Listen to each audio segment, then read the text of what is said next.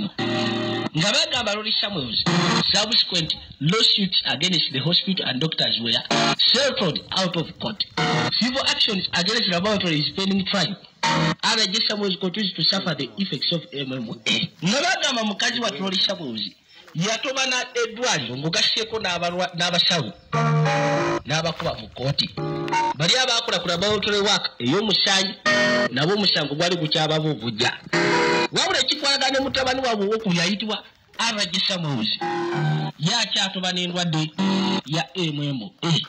Tugenda maaso tandise n'akalango birimu nga tennaba kutandika kyalengera kalango saagala okulaga kyetooze n'ekyebusi saagala ogisubwe beesozeerizi ekyalitandika tugenda maaso Saalongo Jingo katandika butandisi kakatolo tutandise olwayo jangu olaba ekintu kikino kyebusi kitandise kanyumizibwa sina firimu tugenda maaso tetandika butandisi batuli businaki tugenda maaso Saalongo Jingo katandika butandisi yinaye busi tugenda maaso ekitundu nyabaze mu kitundu aliridwa ekirikandi kwagenda maaso tunulira nagambye nazze kusumulula kankulaga kuza mulemezi jjo Saalongo Jingo katandika butandisi mirimu ey'omwaka yino tugirebeko katini akalango kafulumidde busi expendables pastry coming soon katugirabekaba busi abasajja babandi bakomyewo Rebels back in action another piece of action one box of peace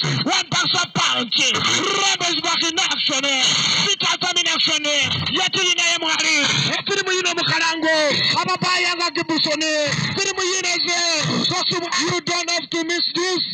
That man is back in action here. Skeleton is back. Alison for the kirimu yino baturimu sinati. It's another piece of action. Akatakara piece of action. With the Jingo Nemaisi. Eyabayange. Sijakala mwaji takariramu.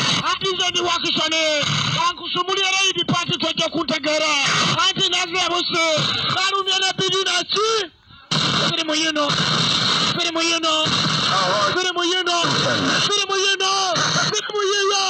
Emundu ekikomano nanisitopu. Untusoro nembo tariyo mulala. Banderasi. 2 packs of peace. 1 pack of punch. Swesile sinaipo. What a movie! Tandiki Debusi, Katakalango to Kalare Sanfam, Gurama Kuruzi, Gibusoni Fodi, Swazine Ganerembo, etc. Coming soon, very soon.